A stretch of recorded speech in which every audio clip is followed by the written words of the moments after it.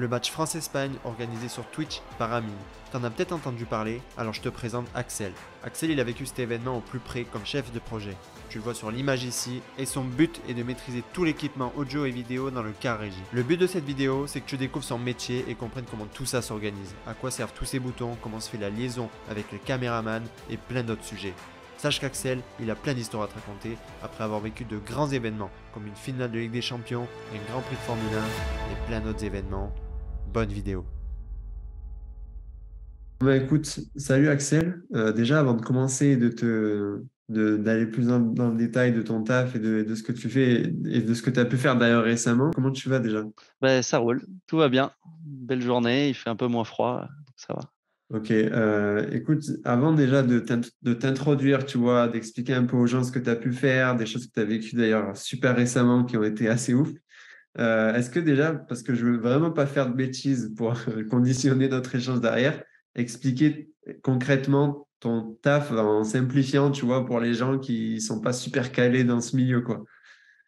Du coup, donc moi c'est Axel Gaillet, ça fait 4 ans que je travaille chez AMP Visual TV. En fait, avant, j'ai fait 3 ans chez Euromédia. On a été racheté récemment, donc ça fait 1 an qu'on a été racheté par AMP. Du coup, bah, je vais faire tout le tour, hein. J'ai fait un BTS audiovisuel à Biarritz.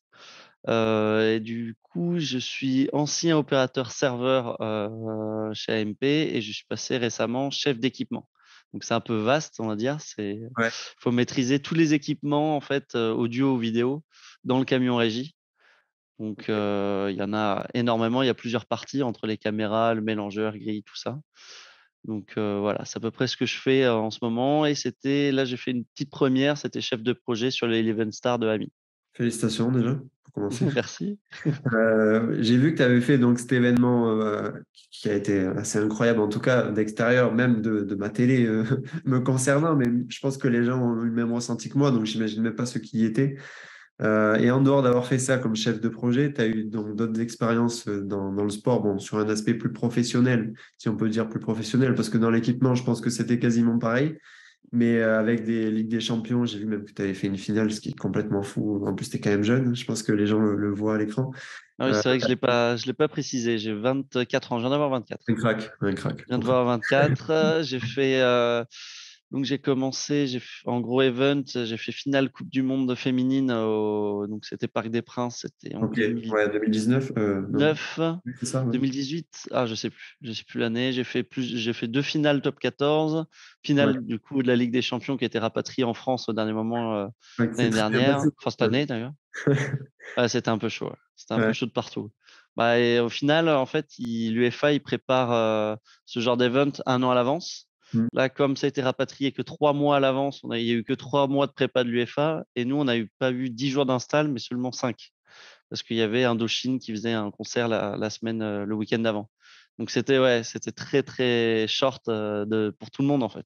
Que ce soit côté client, même pour le stade. Enfin, c'était assez Ouais. chaud. Et après, il y a eu, non, on a fait les Solid Days, pas mal. Ça, c'est un event. Bon, on est tous bénévoles, mais c'est très, très sympa à faire. Et en gros, event. Après, j'ai oublié quand même le Grand Prix de Monaco l'année dernière. C'était pas mal. Ça, j'avais pas cette Quand info. même. C'est fou. Ouais, ouais, on l'oublie, mais c'est génial. La F1, surtout quand tu es passionné, il n'y a rien de mieux.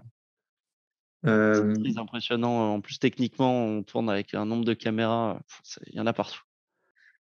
écoute, déjà autant déjà parler de l'actu un peu, parce que comme je le disais, il y a eu ce dernier événement avec Amine. Donc pour ceux qui n'ont pas trop suivi, pour l'expliquer très très rapidement, c'est donc un match de foot, confrontation entre des streamers, créateurs de contenu français et espagnols. Donc ça s'est passé au stade Jean-Brun, ouais, à Paris, où tu du coup as été dans l'équipe, comme tu le disais, comme chef de projet sur cet événement. Tu as couvert cet événement. Déjà, je sais pas où vous êtes positionné déjà d'ailleurs. Où est le bus? C'est toujours au même endroit? C'est à proximité? Ouais, C'est à l'intérieur? ouais, on a une aire régie à Jean-Bouin, il est situé à l'extérieur. On est à Ok, l'extérieur du stade, sur une petite zone à l'extérieur. Plutôt côté Parc des Princes, en fait. On n'est pas très loin du parc, mais on est toujours au même endroit. On n'est jamais en VDI à l'intérieur comparé au Stade de France. ok, Paris, Parc des Princes, on est à l'extérieur. À ok. Paris, on est souvent à l'extérieur. Mais voilà, on est à ce niveau-là. On avait donc nos 2 camions. Donc, on a un quart de régie et un quart d'accompagnement. Ensuite, on a les 2 camions d'Okai pour le vidéo arbitrage, la VAR. et Ok, un petit camion supplémentaire pour nous, hein, un extender pour à la chef, pour tout ce qui est stead HF pour les caméras HF. ok, ok. Voilà Et à peu près le dispo physique, on va dire. ok. Et avant de parler de vraiment, entre guillemets, ton taf sur place, déjà, comment tu as ressenti le truc, toi qui as fait pas mal de gros événements, tu vois, où j'imagine que quand tu fais une finale, enfin, toutes les finales que tu as faites, même, tu sais, il y a toujours une atmosphère un peu, pas électrique, mais ça dépend des événements. Mais une finale, c'est une finale, tu vois. Comment Mm. toi, tu as ressenti le truc, du coup, sur un événement qui était que de l'entertainment? Et quand même, je te dis, enfin, moi qui regarde beaucoup d'événements sportifs, quand même, de ma télé, je me disais, mais pff, c'est incroyable ce qui se passe. Comment toi, tu l'as vécu de l'intérieur, entre guillemets, tu vois? Ouais, bah, c'est comme une finale. Comme tu l'as dit, c'est comme une finale, sincèrement. En plus, c'était une première. Bon, j'ai aussi l'aspect diffusion et tout le côté streamer sur Twitch qui est assez nouveau, vu qu'on c'est la première fois qu'on fusionne vraiment le digital et la télé. Donc ça, c'était très. Moi, ça m'a beaucoup préoccupé. Comme c'était une première, il fallait pas le louper. Puis sans Internet, il reste plus que 20 000 spectateurs, donc c'était vraiment le plus important au final. Mais c'est vrai que c'était une grosse pression parce qu'il y a plein de petites nouveautés qui on voit pas forcément à l'écran. Mais nous, derrière, techniquement, bah, on faut s'adapter à un nouveau client. Bon, là, Carnage était vraiment incroyable. Côté client, il a fait un taf de malade mental, de zinzin, comme il dit souvent. Mais vraiment, côté client, c'était génial. Puis voilà, il y a on a utilisé de la réalité augmentée qui est assez nouveau aussi. Donc, il y avait plein, il y a eu bon, la plus grosse base quand même de tout l'événement, techniquement, c'était un match de foot. Donc, c'est ce qu'on fait, on en fait à l'appel entre la Ligue 1, la Ligue 2, les différents championnats, la Ligue des Champions, l'Europa League. Enfin, on a énormément des matchs à l'année. Mais c'est vrai que c'était un poil différent parce qu'on avait physiquement, on a mis les casteurs pas au même endroit. On gérait aussi le deuxième flux espagnol qu'on redonnait après à la main à une autre boîte. Enfin, c'était quand même, c'était big. C'était un gros event. On avait énormément de caméras. On avait pas mal de remotes. Enfin, ouais, Ouais, c'est on quoi avait un un drone aussi. mode, c'est quoi? Les remotes, en fait, c'est des caméras que tu peux contrôler à distance. Ok. Donc, on avait mis une dans chaque vestiaire et une dans le hall. Et comme ça, après, tu peux voir à peu près Ça veut dire que tu peux bouger comment? C'est des angles ou c'est Ah carrément. bah alors tu peux pas faire un 360 complet avec la caméra, mais en fait t'as la caméra puis elle se dirige vraiment Ok, tu peux d'accord. zoomer, c'est pas mal. Ça permet de suivre les joueurs un peu à la place de mettre quelqu'un avec une énorme caméra qui se balade dans les vestiaires, c'est pas agréable. Bon, après c'est enfin au final les caméras vestiaires à part au rugby elles sont vraiment utilisées, mais souvent au foot elles sont refusées, les équipes elles aiment pas et d'ailleurs à la mi-temps on n'a pas vu celle de l'Espagne forcément. Mais ouais, c'est une très bonne. Moi, j'adore ce format de pouvoir suivre les équipes en warm-up, tout ça.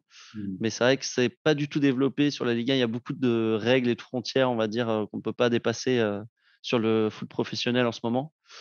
Comme par exemple, je sais pas si tu as vu si tu te rappelles du plan où tu as un cadreur qui rentre sur le terrain pendant un coup franc, qui va même jusqu'à faire le tour du gardien.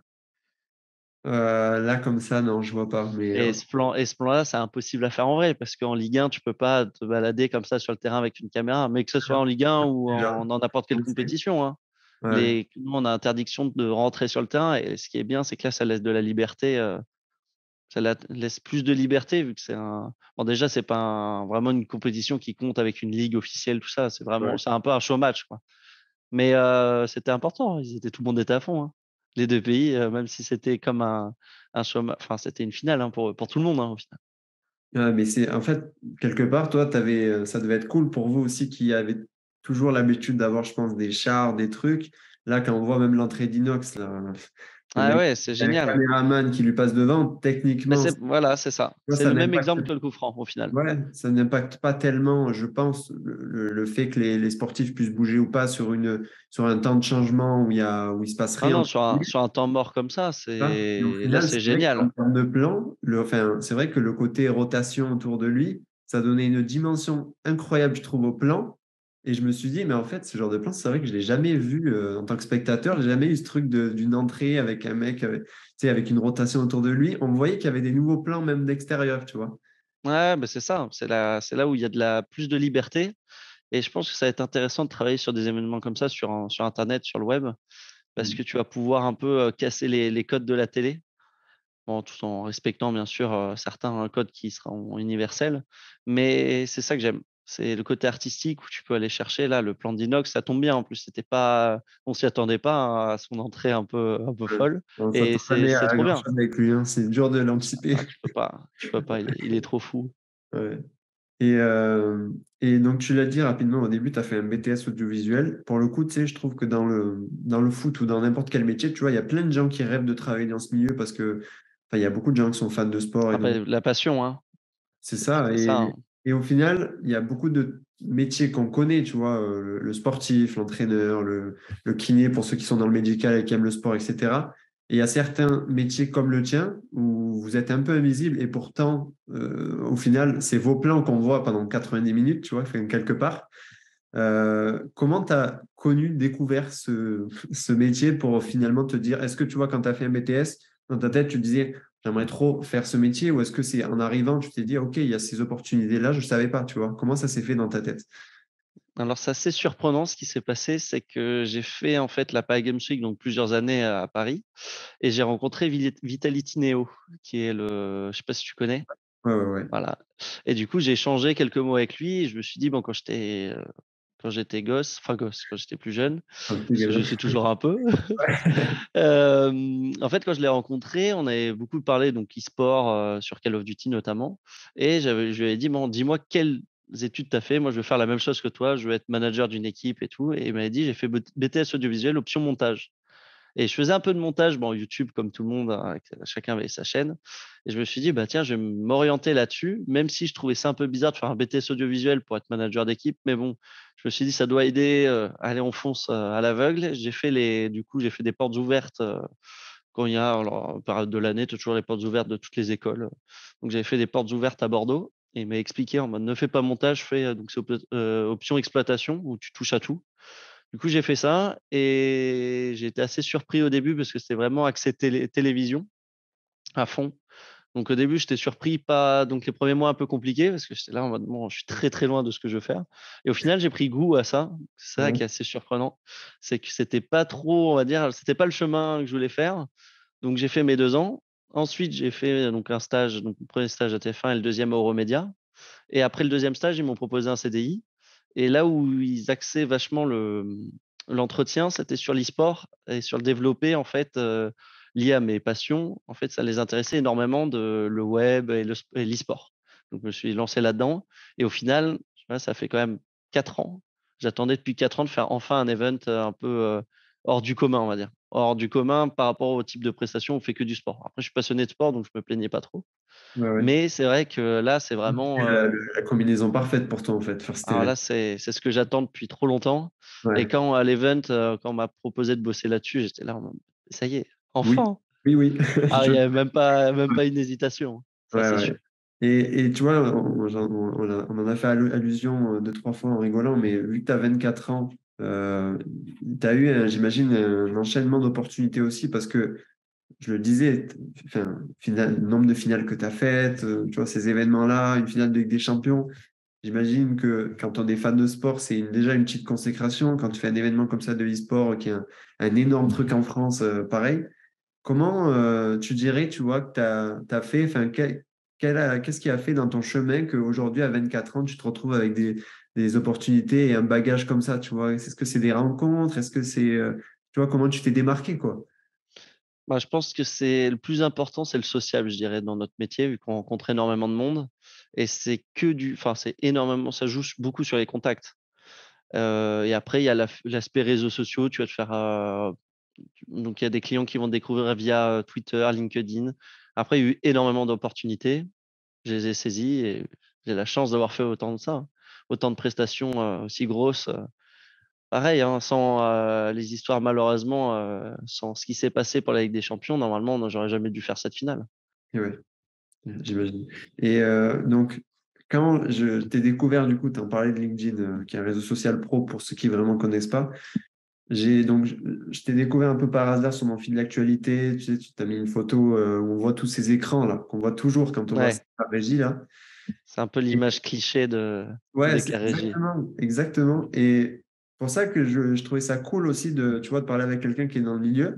Parce que nous, d'extérieur, moi, je connais un peu la vidéo, mais juste de mon appareil, tu vois.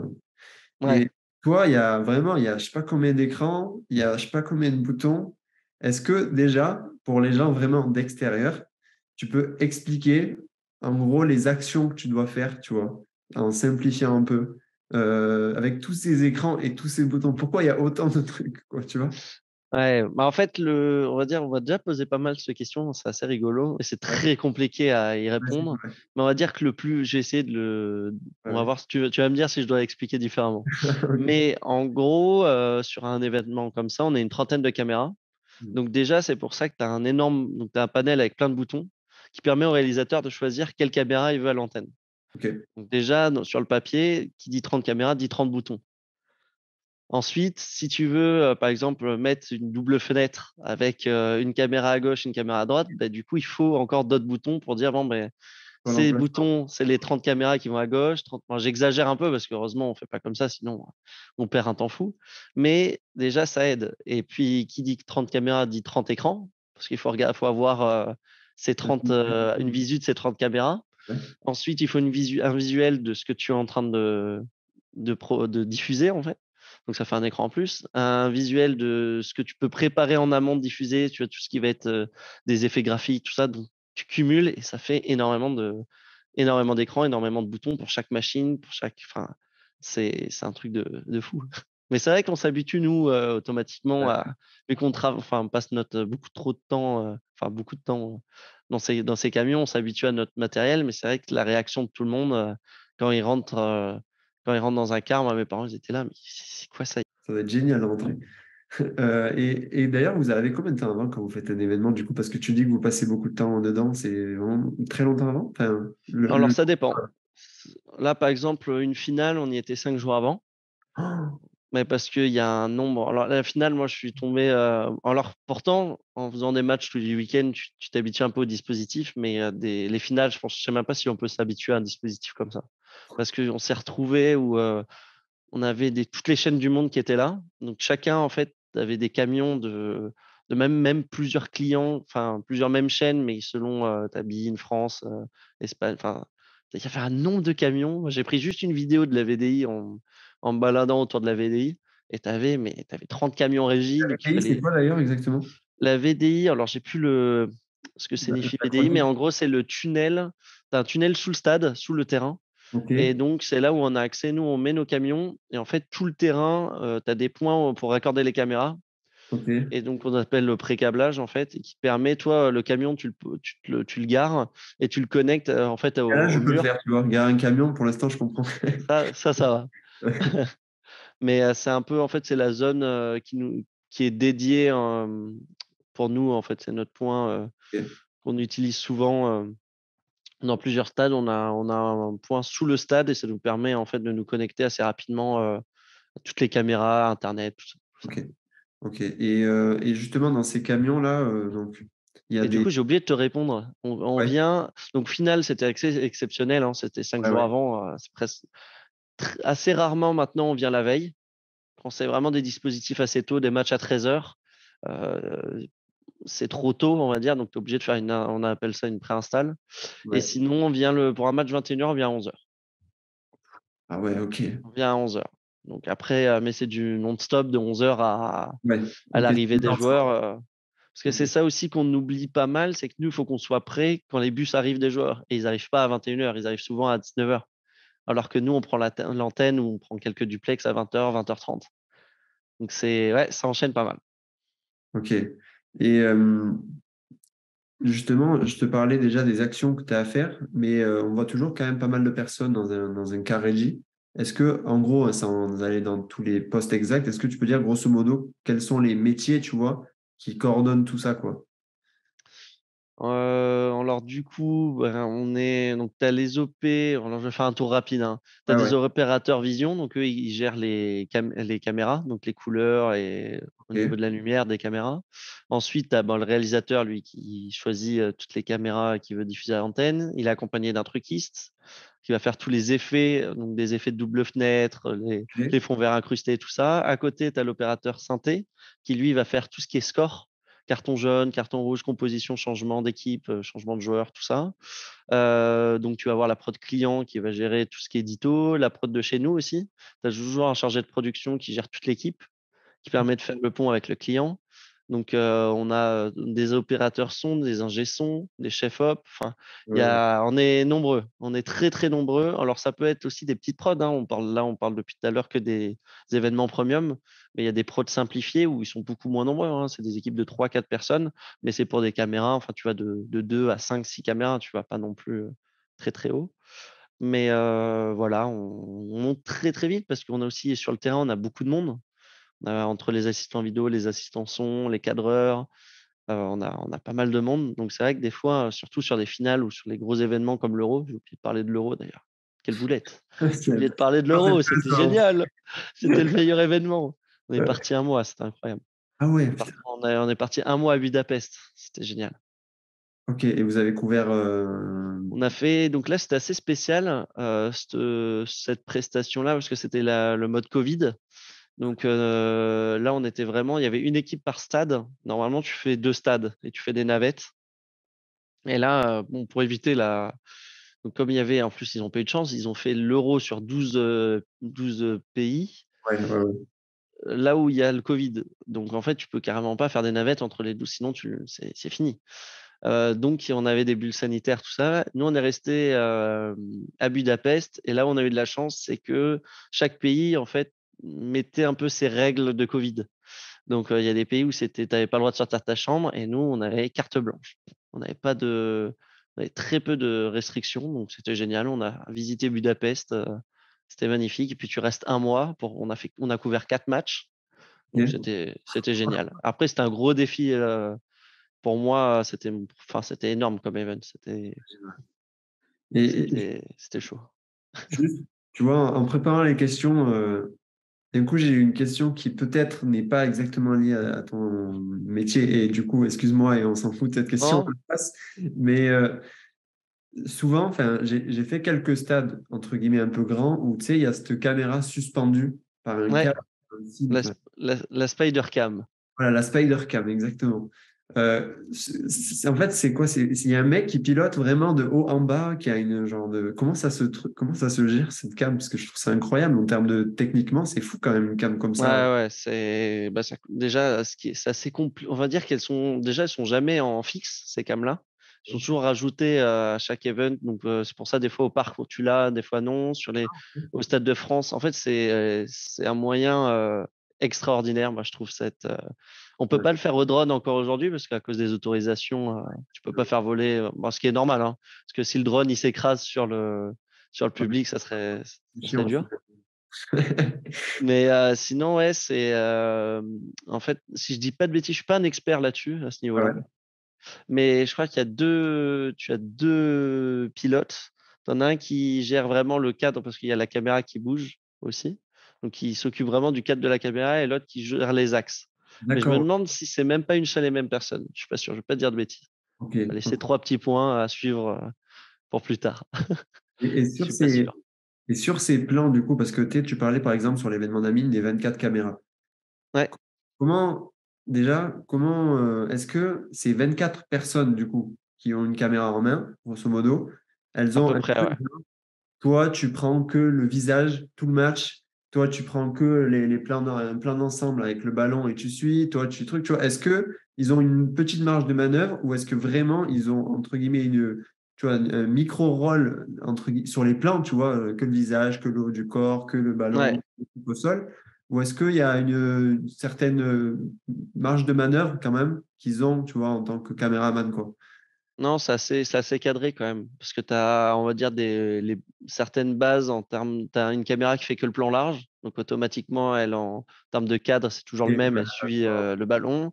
Après, tu as l'opposé, enfin, le plan serré. Parce que je dis l'opposé du plan large, mais en fait, il y a une caméra aussi qui s'appelle l'opposé, qui a l'opposé du plan large. Donc là, on J'allais pas joue la sur les ref, mots et c'est je terrible. te laisse Ouais, rassurer. j'étais en train de me perdre tout seul, là. Mais ouais, en gros, tu as quand même pas mal de. Tu as un fil conducteur, donc, qui est le réalisateur. Lui, c'est le chef d'orchestre de la production et qui va en fait aussi indiquer à tous les cadreurs ce qu'il veut voir. Des fois, tu vas voir, il va demander, par exemple, caméra 7, tiens, profites-en, je veux voir, il y a apparemment ce cuisinier dans le public, essaie de me le trouver. En attendant, tac. Après, telle caméra est plus sur le côté droit, à une certaine distance, ben, toi, gère pour le corner, ou pour les hors-jeux, essaye de bien t'aligner, mettre un plan. Enfin, chacun a ses petites consignes et va s'adapter à la demande du réal. Ok, Et puis, tu as un petit peu aussi, de temps en temps, tu vas voir le cadreur qui va se dire, attends, là, c'est pas mal. Regarde, je vois Messi qui est en train de se gratter la jambe, qui est un peu en retrait. Bah, même, c'est pas grave, sur 26 caméras, ça peut être intéressant d'avoir une qui regarde un peu ce qu'il fait. Hop. Et puis, mais bon, ça peut être traître, hein, parce que si tu loupes, c'était peut-être toi qui avais le seul axe correct pour une faute de main. Mais c'est le jeu. C'est le jeu. Ok, justement, c'est exactement ce que j'allais te demander, de savoir s'il y avait une communication entre les caméramans et le car régie. Et, Ah ouais. et du coup, comprendre en fait, parce que j'imagine que les caméramans, ça doit être super compliqué si on est vraiment en communication avec eux, d'avoir, je sais pas, si tu as trois personnes en même temps qui te disent ah, je pense que là j'ai un plan pas mal. Enfin, ça doit Ouais. être un peu compliqué à. Ben, c'est pour ça que eux, ils parlent très rarement. On les entend presque jamais. En fait, Les c'est caméramans vraiment. ou le Ouais, réalisateur. les cadreurs, tu les entends presque pas parce que bah, c'est ce problème. Hein, si tu en as deux, trois qui disent oh, j'ai quelque chose et que ça écrase la voix du réal, bah, le problème, c'est que enfin, il faut on n'entend que le réal. Et après, là où tu as la chance d'avoir, c'est qu'il y a des opérateurs ralentis, que j'ai oublié de citer tout à l'heure dans l'équipe, et qui, eux, récupèrent les caméras des cadreurs et qui peuvent après relire des images qui ont été, par exemple, voilà, quand tu as l'action, de toute façon, c'est priorité un peu à l'action de jeu.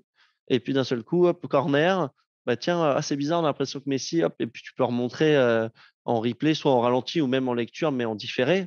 Hop, tiens, Messi, regarde, il se gratte la jambe. Tiens, on a un autre axe sur tel ralenti. Et puis, tu enchaînes les ralentis. Et c'est grâce aux cadreurs. Ils ne sont pas passés vraiment en direct, mais ils ont un replay de leur caméra qui passe. Donc, le boulot est fait.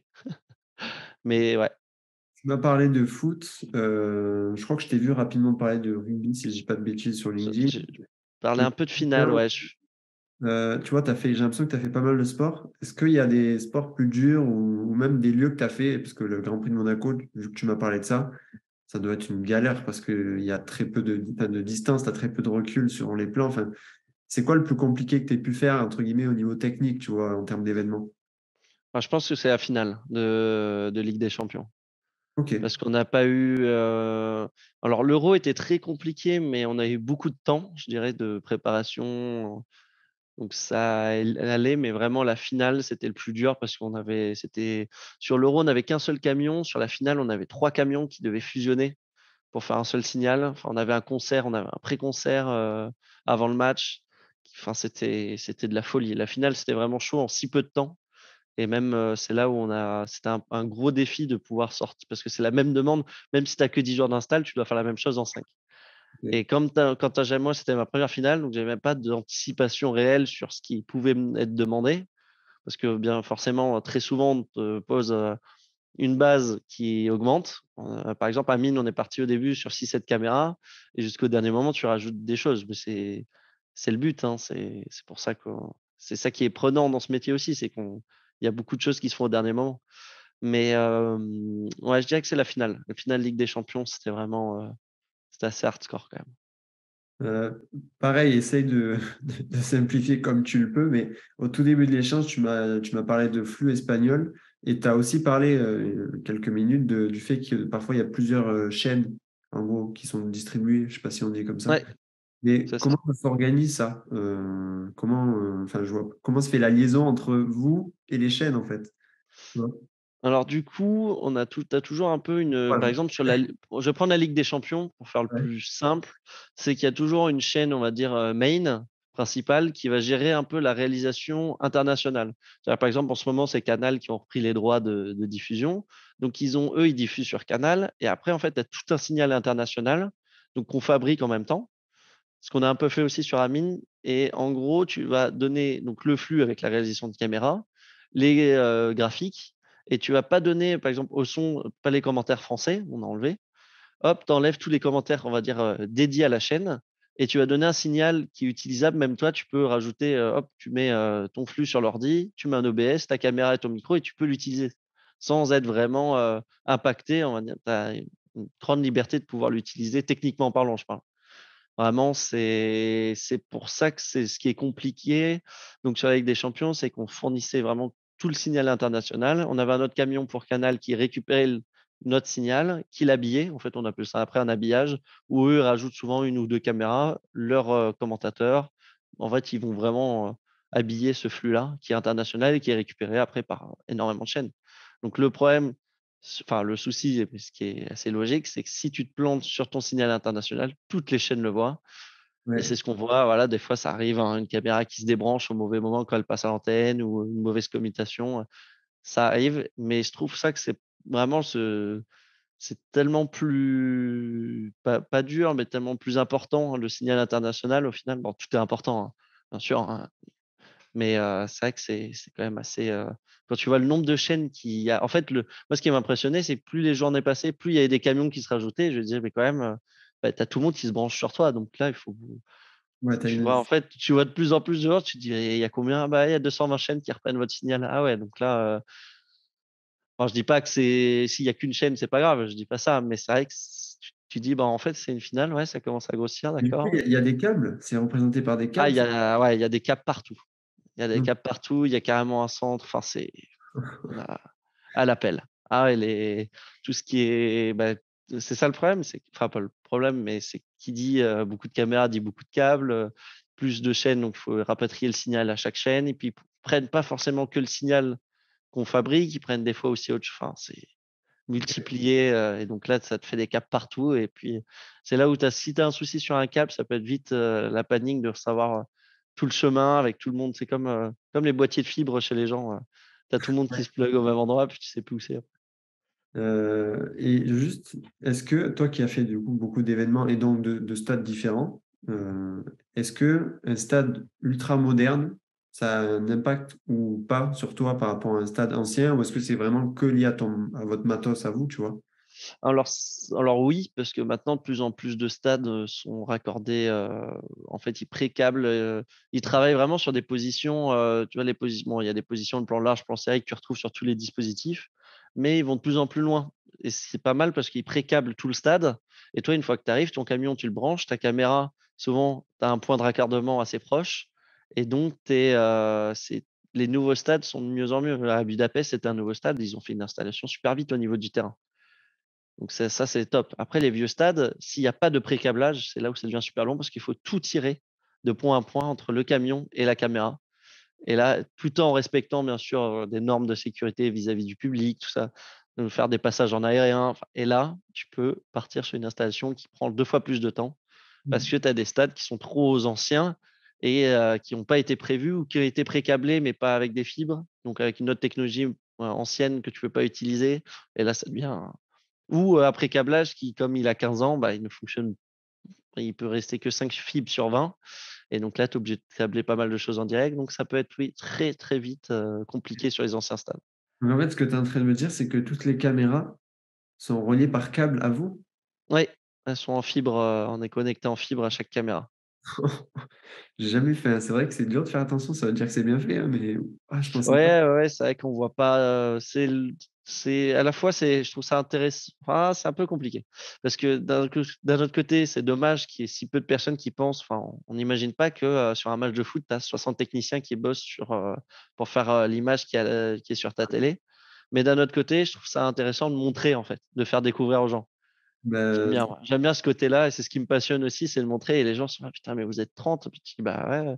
Mais d'un autre côté, des fois, tu te dis: «Putain, personne sait ce qu'on fait, personne, on est un peu dans l'ombre, mais c'est pas mal. J'aime bien un peu 50-50, faire découvrir aux gens, il y a rien de mieux, hein. tout à l'heure, tu m'as un peu parlé de certaines galères aussi que tu as pu avoir, tu sais, avec les problèmes de câblage très rapidement. J'imagine qu'il y a pas mal de galères que nous, on voit pas aussi de la télé parce qu'il y a tellement de caméras que peut-être que en fonction, si tu as un problème d'une caméra ou deux, entre guillemets, je pense qu'il peut y avoir le parti pris de se dire, bon, bah, de toute façon, on va pas les utiliser et c'est pas grave, c'est pas comme si tu dépendais d'un seul matériel et que s'il y a un problème, bah, c'est une galère internationale, tu vois, Ouais. que vous arrivez quand même à le masquer. Enfin, tu vas me dire en tout cas si j'ai tort ou pas. Est-ce que vous avez du coup déjà eu des problèmes qui peut-être se sont vus ou se sont vus par des pros ou des gens qui s'y connaissent un minimum de la télé, tu vois? Ouais, on en a eu. Bah, ce qui est le problème, c'est que tu as plein de machines qui fonctionnent ensemble. Donc, des fois, il y en a qui sont vraiment hyper importantes, qui font la base, le cœur de ton camion. Et tu peux. Donc, après, ça dépend. Tu vois, une caméra, comme tu dis, une caméra qui n'est pas utilisable, on va dire que bah, tu vas moins le voir. Donc, ça dépend de ton dispo, hein. Si tu es sur du bicam, forcément, ça va être compliqué. Sur 26 caméras, ça sera moins choquant. Donc, vous le verrez pas. Nous, après, ça peut être problématique, par exemple, sur de la VAR, ou même d'un point de vue édito, ils peuvent vraiment être pas contents de pas avoir la caméra, ce qui est normal. Après, tu as d'autres machines, on peut rien y faire. Et le problème, c'est que c'est le cœur de ton camion. Donc, tu as certains équipements qui te permettent bah, par exemple, juste le mélangeur, qui permet de réaliser, donc de choisir quelle caméra passe à l'antenne. Si la machine, elle plante, tu peux plus changer de caméra. Ok, Donc, on a des solutions ouais. au cas où, mais c'est très bon. C'est des machines qui plantent presque jamais, hein. C'est énormément fiable, mais des fois, c'est comme tout, hein, c'est l'électronique, avec un peu d'humidité, un peu, tu peux avoir plusieurs phénomènes qui font qu'elle ne démarrera jamais, ou mal, donc, ou partiellement. Et c'est vrai que c'est un peu ça aussi le métier, c'est que c'est bien quand ça fonctionne, mais c'est intéressant de voir comment tu arrives à dépanner les trucs avec la pression du direct. Et ça arrivait aussi il n'y a pas très très longtemps sur des problèmes de réseau. Tu as plusieurs domaines. Tu as plusieurs domaines et c'est vraiment ce que j'aime bien aussi, c'est ce côté où, OK, il y a une panne, on a réussi à le résoudre ou non en direct, ou même ce qui est intéressant, c'est OK, ben, on se donne une journée. Qu'est-ce qui s'est passé? Pourquoi on essaie de reproduire les mêmes symptômes et de corriger le truc? Ok. Et c'est quoi entre guillemets, d'après toi, hein, le plus gros problème que tu aies pu avoir dans ton activité? Le plus gros problème, il est universel, c'est l'électricité. Ok. C'est que tu peux avoir des soucis, bah, par exemple, plus d'électricité dans toute l'enceinte du stade. Bah là, ça pose problème. Parce que toi, tu n'as plus d'électricité, il n'y a plus d'éclairage sur le terrain, il n'y a plus rien. Et là, c'est un blackout, style blackout. Donc, et puis le problème, c'est voilà, c'est alors là, sans jus, tu ne peux rien faire. Bon, on a quand même des backups, hein, heureusement, entre les batteries, les groupes électrogènes, tout ça, mais ça reste quand même, je pense, le plus. Et puis ça se maîtrise. C'est très compliqué à maîtriser, je dirais, l'électricité. C'est qu'on a des appareils de mesure et tout, mais tu peux arriver à des moments où, bah, si tu as un problème, ton car il disjoncte, il faut savoir pourquoi il disjoncte, où il disjoncte, Et là, ça peut être très compliqué et très long parce que tant que tu n'as pas résolu le problème, personne ne peut travailler. Ok. Et je Donc dirais ça, que c'est c'est là où c'est le plus arrivé chiant. concrètement. Ah oui, oui, ça arrive. Alors, rarement, mais quand ça arrive, et puis moi je déteste, c'est mon point noir, c'est que je déteste ça. Parce que tu as le côté aussi aspect dangereux. C'est que si tu Ah fais ouais. n'importe quoi, tu peux tuer quelqu'un, tu peux brûler un camion, et ouais, c'est le. Métier, ouais, pour le coup. Qui n'est Comment? pas le tien. En plus, c'est un vrai métier qui n'est vraiment, enfin, qui n'est pas le tien, j'imagine. Ah ouais, ouais, ça mais là je le souligne à chaque fois, c'est les électros qu'on a sur les prestations, c'est une perle rare parce que tu peux tellement. En fait, c'est ça le problème aussi, c'est que tu peux, si t'as pas quelqu'un qui est dédié à ça, ça peut partir en catastrophe parce que si tu fais pas attention sur le terrain, donc nous on se branche sur le camion, mais si des personnes, et si tu peux faire des ponts comme chez toi, faire des multiprises sur des multiprises sur des multiprises, s'il y en a une qui disjoncte, tu as fait disjoncter tout le monde et tu plus rien. Donc après, ça, c'est l'erreur à pas faire, mais ça va très vite. Des fois, tu te rends pas compte, tu te branches, tu as l'impression de te brancher sur autre chose. En fait, tu te branches sur quelqu'un qui lui-même branché sur quelqu'un. Ça m'est arrivé sur une Paris Games Week. Alors, c'était pas avec Euromédia ni LMP, c'était à l'époque avant, j'étais en BTS. J'ai fait une petite presta pour Glory for Gamers, qui T'es n'existe gamin. plus, je crois. C'était il y a longtemps, c'était pour une prod PlayStation. Et c'est ce qui arrivait, on était reliés aux cuisines. Ils n'avaient pas voulu nous faire un réseau électrique dédié à notre régie, donc on était reliés aux cuisines. Donc toute la journée, nickel. Et à midi, il est l'heure d'allumer les fours, et là, ça fait disjoncter tout. Et tu te retrouves, vu que t'es pas t'es à l'intérieur d'un stand fermé, donc tu te retrouves dans le noir, et tu es là en mode, mais il se passe quoi? Est-ce que, hop, tu ouvres la porte? Non, ça va. Il n'y a pas que toi, il y a pas que toi, tout le salon, enfin, en mode, Oui. toutes les cuisines étaient éteintes, c'était le bordel, ok. Bon, mais c'est terrible parce que tu te retrouves en fait, tu te sens hyper impuissant face à ça. Tu rallumes, bah, ça tombe, ce qui est normal. Comme chez toi, un peu, si tu as une petite puissance électrique, tu allumes ton four, ta machine à laver, ça tombe, ben là, c'est pareil. Tu te retrouves bloqué, tu te dis, bah, donc toute ta diffusion, elle est en carafe. Donc là, ouais. Et c'est vraiment le côté, je trouve, un peu que moi, je redoute le plus. C'est que tu te dis, voilà, pareil, une averse de pluie, ça fait des fuites électriques. Pouf, ça tombe. Enfin, ça peut vite arriver. Enfin, Et après, il y a des sécurités pour ça. Ça arrive, enfin, c'est rare. Ça arrive quand même assez rarement. Mais en fait, ça prévient pas. En fait. Une machine qui va, je te dis n'importe quoi, un ordinateur qui va commencer à laguer, ramer et tout. Tu vas te dire, bon, ok, c'est prévisible, on va dire. Enfin, tu te dis, bon, bah, attention, là, on va peut-être calmer cette machine, on va en utiliser une autre. L'électricité, si elle tombe, tu te retrouves sans jus, tu te fais, bon, bah. pour toi, du coup, je l'ai dit, tu as 24 ans. C'est quoi tes prochaines projections? Est-ce que tu as même un rêve, tu vois, où tu dis, ce truc-là, je ne l'ai pas encore atteint, parce que j'imagine que tu l'as dit, il y a 4 ans en arrière, tu aurais rêvé, j'imagine, de faire un événement comme celui que tu as pu faire Ah avec bah Amine. ouais. Hein. C'était un peu, j'imagine, une consécration, le lien sport, e-sport, etc. Et c'est quoi pour toi, du coup, la prochaine étape, le prochain but que tu aimerais vraiment faire dans ta carrière, entre guillemets, Ouais. tu vois? Bah, le prochain objectif, ça serait de faire une prestation e-sport. Parce que du coup, on est resté un peu dans notre domaine. On va dire qu'on a fusionné, mais pas Quand totalement même, parce que ouais. c'était quand même nous. Enfin, c'était un dispositif classique et on a rajouté des petites choses. Et j'aimerais bien faire l'inverse, en mode on rajoute des petites choses à un truc qu'on ne connaît pas du tout. Et du coup, là, il y aurait un réel travail à faire parce qu'on ne maîtrise pas du tout l'aspect e-sport. Parce qu'on est dans un autre format, il y a de l'informatique, donc c'est vraiment techniquement, c'est très différent. Mais voilà, on va dire que mon prochain objectif, c'est l'e-sport. Et après, l'autre que je n'ai pas fait, c'est les Jeux Olympiques 2024 à Paris. Parce que j'ai fait l'Euro, j'ai fait des Coupes du Monde, et c'est vraiment le truc que j'attends le plus, c'est les JO, parce que tout le monde en parle. Ça a l'air d'être quand même un événement, l'événement qu'on attend à chaque fois. Et techniquement, c'est le plus gros événement. Alors, je crois alors c'est assez surprenant que le Tour de France est au-dessus en termes de visibilité. J'ai appris ça. Alors, je ne sais pas si c'est encore le cas.